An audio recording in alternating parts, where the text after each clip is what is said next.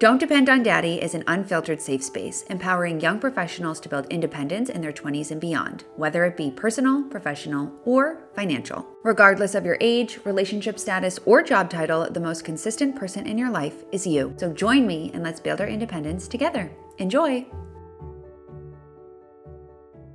Hello and welcome back to Don't Depend on Daddy, the podcast. My name is Michaela. I am your host, and today we are going to be talking about all of the intentional lifestyle upgrades that I've made throughout my 20s. Now I'm 30, which if you listen to this podcast, you definitely know my age because I talk about it all the freaking time. And just how long it's taken me to really get my life to the place that it currently is in, while also avoiding overinflating my lifestyle and like lifestyle creep in general. Super excited about this because I feel like this is a topic, honestly, I think we need to talk about a little bit more and just really be honest and share how long it takes to make your life fabulous, because it's not something that happens overnight, especially if you're in your early 20s.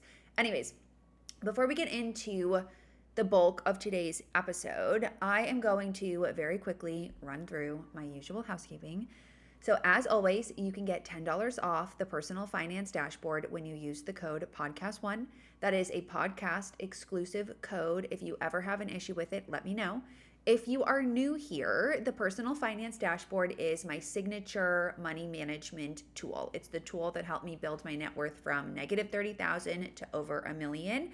And really what it's done is make me more confident and more secure in my broader financial situation. And that's because I know where my money is going, I know how much money I have, and I feel really empowered to make financial decisions that benefit my life.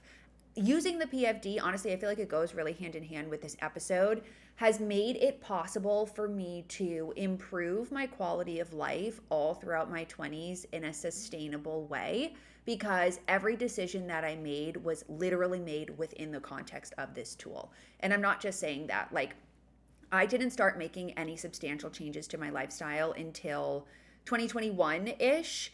And I started using the PFD. I made the PFD in the middle of 2020 during the pandemic. So it really has been my partner alongside this entire journey for me of transforming my life over the last couple of years. So highly recommend checking out the personal finance dashboard.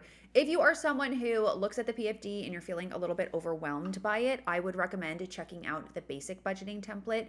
This tool was born at the beginning of this year per your request for a more simplified template for just budgeting. So the way the basic budgeting template works, it functions similarly to the PFD in terms of easy data entry and easy to use, but it spits out just a monthly budgeting like snapshot for you.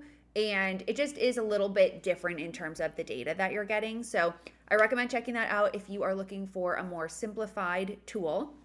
And then regardless of which tool you're using, I also recommend checking out my financial independence planner. This tool was built also earlier this year. I've really come out with a lot of new templates this year. This one was built because I have, discovered financial independence in the FIRE movement, which is Financial Independence Retire Early. And when I was calculating my own FIRE numbers, none of the tools online were like any good. And so I am who I am, and I just decided to build my own. This is now like my guiding light in terms of the financial goals that I have in my 30s, because I ultimately want to become work optional before I'm in my 60s. And so I'm constantly working towards these financial goals. I've hit my co-spine number, which I know because I have this tool. But if you are someone who wants to answer the question, how much do you need to save for retirement? How much do you need to save annually to reach your retirement goals? I recommend that you check out the Financial Independence Planner. With that, let's get into today's episode. And I do have a script up here because this one is definitely a little bit more detailed and sequential.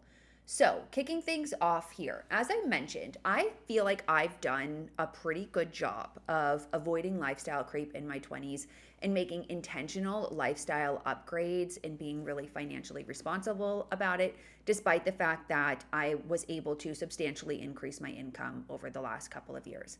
I see a lot of people online who start making money, or they get promoted at work and they go and upgrade their apartments or buy brand new cars or start buying designer bags. And while I think it's obviously really great if you can afford those things, I also think it's really important to not make too many upgrades too quickly, because it can be very difficult to sustain.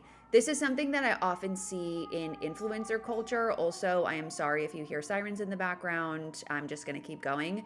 This is something I see often with influencer culture, because what ends up happening is people will start growing a following online. They'll come into some money pretty quickly, and then they'll go out and buy a luxury car, and they'll make a video saying like, I started posting on TikTok 6 months ago, and now I've totally changed my life, and I have my dream car, and I have this Chanel bag and all of this stuff. And it's just like, that's the blueprint of what not to do.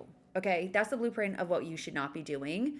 The first 6 months that I was making money online, 100% of that money went into my investments. 100%. I didn't touch any money that I was earning from my business for my personal life until I quit my job. And I was like 200K of revenue in at that point. So I think it's really important that just because you've increased your income or you're starting to make money outside of your traditional way of earning, it doesn't mean that that money should be going towards changing the way you live immediately. Anyways, when I look back at my 20s, I'm actually really proud of how slowly I upgraded my life, because every few years I would make a change. And, the changes that I did make were substantial, but they weren't happening every other month. They were happening with years in between them. And now I feel like I've built a life that feels very comfortable, but also very realistic. Like, I don't spend generally, I have a few months here or there, but generally speaking, I'm spending like 5K a month, most of which is going towards my rent. Like, my lifestyle expenses are not outrageous by any means. And I could spend a lot more than that, to be completely clear. So really, I've done, in my opinion, a good job of getting to a good, comfortable place where I can be comfortable in my home, in my space, in my life, and not have to think too much about what I'm doing. But also, it's very realistic, I think, at age 30. Maybe my lifestyle is not realistic if you're 22, but if you're 30, like, I feel like I'm kind of there in terms of being pretty realistic, at least on my own. Obviously, if there was another person involved, maybe my life would look a little different. Anyways, hopefully through hearing my own journey, you can take some wisdom when you're making your own lifestyle upgrades too.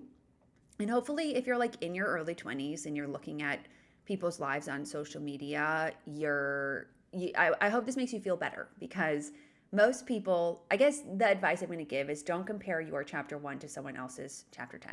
So with that, let's kick things off here with a little bit of a backstory, because in my early 20s, when I graduated college, I graduated from Elon, and then I actually moved directly into my parents' house before they moved down to Cape Cod. So I grew up in Andover, which is on the North Shore of Massachusetts.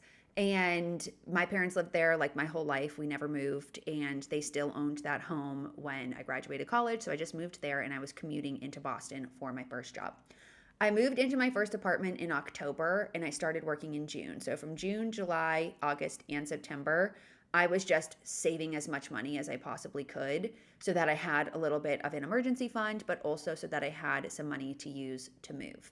The first apartment that I lived in a closet. It was a 1.5 bed. So it was like one full bedroom. And then the second bedroom was a closet, essentially. Like that. And that's the bedroom I was in. All that would fit in there was my bed and like an armoire dresser so that I could hang stuff.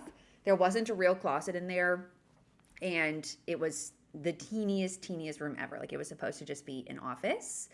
And this was really so I could live in the city and have a sense of my independence back, but also not spend too much money relative to the income that I was earning. So I was fine living at home, but I was having a hard time like acclimating to being an adult and going into work, but also having to like commute back and forth from the city. It was also hard in that phase. This was pre-COVID, like work was a very social experience. So, I was like going out a lot after work, and it was hard to balance with not living in the city.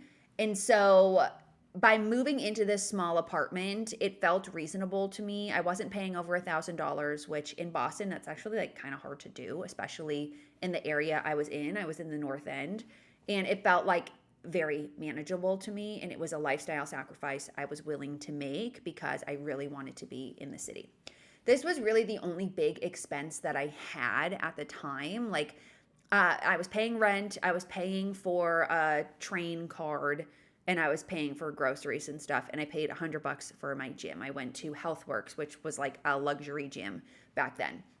And I stuck with it from my early 20s to my mid 20s.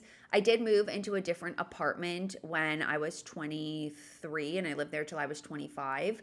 And that was also a small apartment. I had 3 other roommates. We had 1 bathroom. So for those first 3 years, I was definitely, I wouldn't say I was slumming it by any sense. Like, I was in comfortable spaces, but I was not living in a super nice apartment by any stretch of the imagination. Like, I was really just, I had my room, I had the basic things that I needed, and that was it. For the rest of my expenses, though, I was just squirreling as much money away as possible. Again, I'm sorry for the sirens. I don't know what's going on, but at this point, I'm not starting this episode over. I share all of this because social media has totally warped what it's like to be 22 to 25, and it made it seem like everybody out there is just buying really nice workout sets and living in really fancy apartments and such. And for most people, myself included, that just isn't true. It wasn't true at the time either.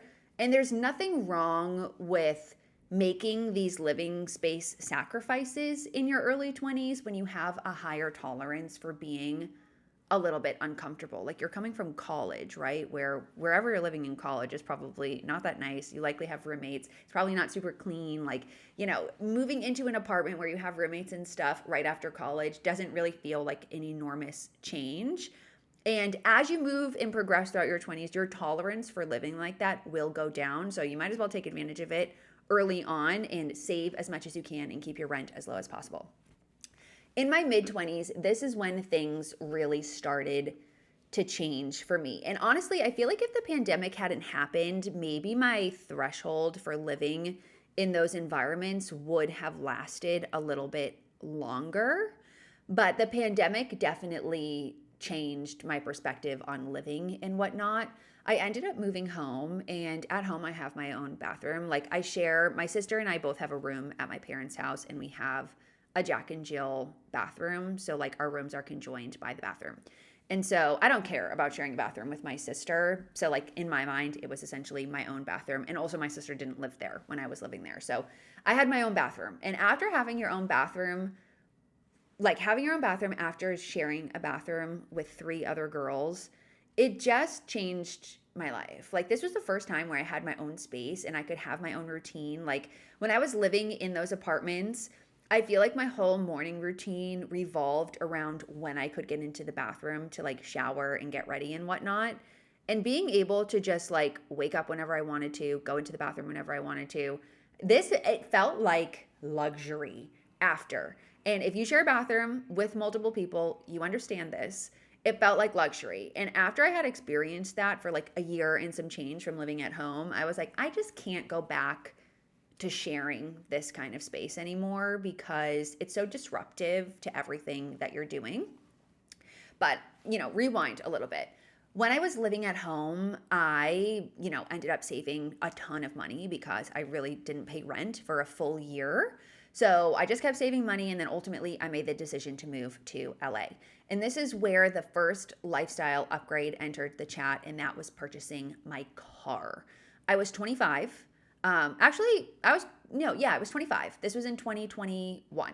25 turning 26. It was April of 2021. My birthday's in July. And I knew that buying a car was going to be a big financial responsibility. The reason why I hadn't bought one up until that point is because I was living in the city and then living at home. Like, I could just use my mom's car. I didn't necessarily need one. But since I was deciding to move to LA, like, I needed to buy a car. It was kind of a non-negotiable.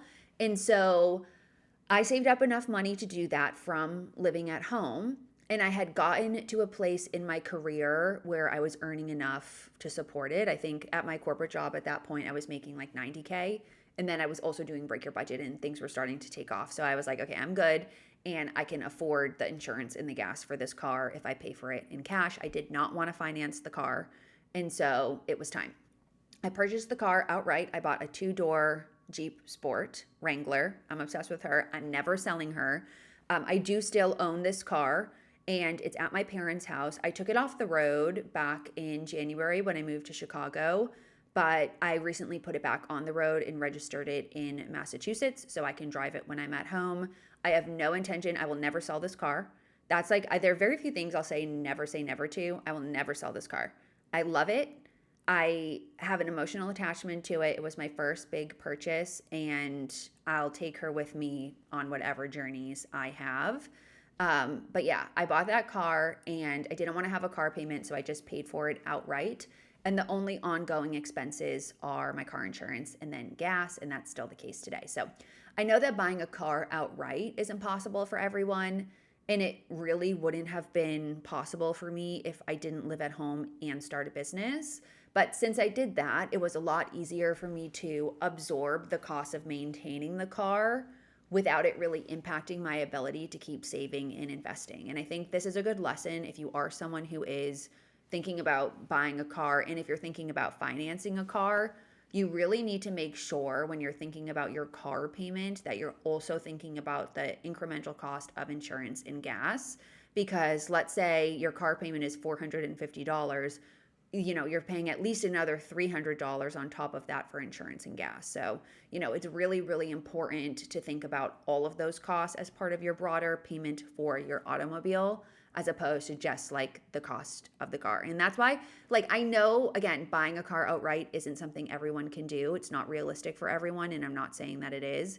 But if you are able to do that, I think you should do that.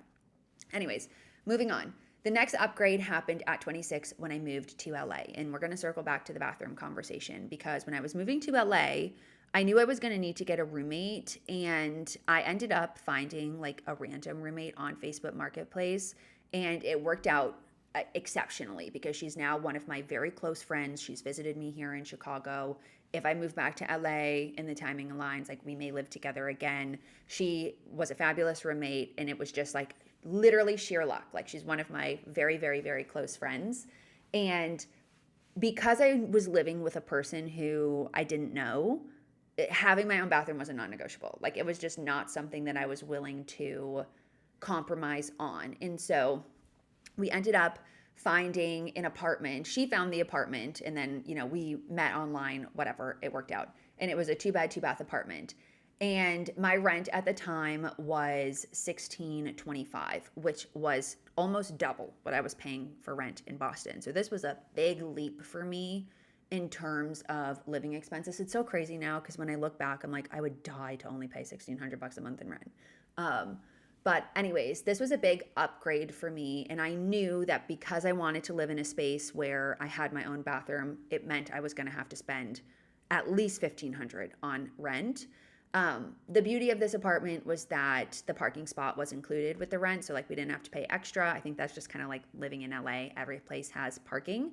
And so that was the next big upgrade that I made. And since I had made so many sacrifices on my rent in those earlier years, I was a little bit more comfortable doing that. And again, it worked out really, really great. And mind you, I was 26, so it did feel like it was a time where I could start spending a little bit more money to be more comfortable at home. The other big driver of this was that I was going to be working remote, and I still work remote. So when I'm thinking about the space that I live in, that is something I have to think about, because in my apartments when I was living in Boston, I was in the office 5 days a week. That wasn't, working from home didn't exist from 2017 till early 2020. So I didn't need to have a desk. I didn't need to have a work from home space. So my threshold for comfort and what I needed was very different compared to what the situation is now. So I knew I was going to need to be working from home. I knew I was going to need to have space for that. And so my rent was $16.25, and that felt reasonable for the apartment that I was in. I maintained this cost of living alongside, my other essential costs and whatnot for a year and a half. We lived together from August of 2021 to March of 2023. And then during that time, I quit my job and my income quadrupled because of my business. So it was possible for me to spend a lot more than I was, but I chose to keep my expenses steady and live with a roommate for as long as I could really bear it. And I ended up investing all of the extra money that I was earning, and it really helped me build up my wealth. I could have moved out of that apartment and moved into my own apartment a year earlier than I did, and I chose not to because A, I didn't need to, and B, I kind of enjoyed having a roommate. Like, we didn't have any issues whatsoever. I was happy with my lifestyle at that point in time, and because I tracked my expenses so diligently, I really didn't want to see them go up all that much quite yet, and I loved being able to save. And I think that's a really underrated benefit of tracking your expenses, is that when you track your expenses regularly and you know what your monthly outflow is and you're constantly looking at those numbers, you actually develop a sense of like, well, I don't want to change my lifestyle quite yet because I don't want to see those numbers go up, you know? So that actually really helped and still helps me maintain my lifestyle. Is I'm comfortable with my outflow, and if I were to increase my expenses, like, I'm going to see a pretty significant increase in my outflow, and that just like there's a mental energy layer of that I think is very, very real. So what I think also too is really important to highlight in that regard is that when you track your expenses, you also get really good line of sight into your total and annual spend. And that's really what my goal is by the end of the year, every year, is to keep my annual spend at the target that I'm aiming for, which generally speaking is between 60 and 70K. For me, as someone who lives alone, at that point in time, I was spending under 60K because I didn't have, since I had a roommate, my rent was lower. And having those annual numbers makes such a big difference because your monthly numbers and your monthly outflow is going to fluctuate based off of the season and what you have going on. So those annual numbers are really important. And that was sort of guiding, again, my decision making. The next year, so now we're in spring of 2023, I'm 27, turning 28. This is when I made the decision to move into my own apartment and live alone. And really the driver behind this was kind of reaching a point where I was feeling a little stuck, and I knew that an environment change was going to be the big differentiator for me. So this was a big decision. I knew it was going to increase my living expenses by about $1,000 a month. And that's what happened, or 12K a year when we're thinking about those annual totals. And since I'd been saving so much and working on increasing my income and holding all my other expenses steady, I finally felt like I was ready to do that and to get that increase, or to absorb that increase in my rent. What I really want to emphasize here, though, is that you don't need to rush living alone. It's a huge financial responsibility, and while it's amazing, like, I do love living alone, I really don't recommend doing it until you're fully ready to do it. Looking back, I can say I was pretty much fully ready to live alone when I decided to do it. I think I didn't realize how much time I'd be spending alone by living alone. I honestly financially could have done it, like I mentioned, a couple of months earlier, but I wasn't mentally ready. I really, honestly, like, I really don't think, unless you have a specific job that necessitates it, like, honestly, being an influencer, I really don't think you need to live alone or should live alone in your early or even mid 20s. If you can afford to and like you really want to, that's great. But honestly, split your bills and live with roommates and have that built in community, because now I'm 30 and I'm, unmarried, as we've discussed many times. And I'm kind of like, I kind of want to have a roommate again because I spend a lot of time by myself and I miss having, like, my roommate who I mentioned in LA, her name's Kelsey. I miss hanging out with her, like, after work. Like, it was just nice to have someone to cook dinner with and to have somebody else around. And like, I would not be, it would so depend on the person, but I would not mind having a roommate again so that I could have that community at home. So anyways, moving on. Now I'm 28, I'm living alone comfortably. At this point, I decide that I'm comfortable with my expenses, I'm comfortable with paying this rent, and I'm ready to start investing in growing just the other aspects of my life. So first was my health, And this is when I started going to Pilates classes. And Pilates was something that I really never let myself do before because it was so expensive. So I just had subscribed to like an at-home workout, and I would go to Planet Fitness style gyms or just walk outside because I didn't want to spend the money on it. And again, I think that was an important phase of life for me to keep my costs low and build wealth early. But at this point now, I'm in my late 20s. I can afford to do it. And so I joined ClassPass actually, which was, I think I was spending like $180 a month so that I could have a plethora of credits. And I started taking Pilates classes. And obviously, as you know now, I love reformer Pilates. So that was the first, additional upgrade that I made. Then I started signing up for tennis lessons, and now I take tennis lessons so I could get out of the house a little bit more.